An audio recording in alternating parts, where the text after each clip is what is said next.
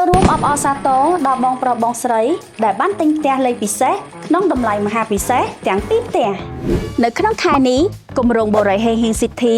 មានផ្ទះលេខពិសេសមួយផ្ទះចុងក្រោយ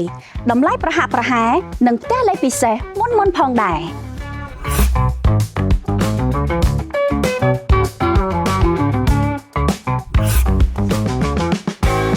ចំពោះផ្ទះ C62 នេះគឺមានការរៀបចំជាពិសេសសម្រាប់អ្នកដែលចូលចិត្តភាពសកលសង្គមរំទុំនិងស្ងប់ស្ងាត់ល្អ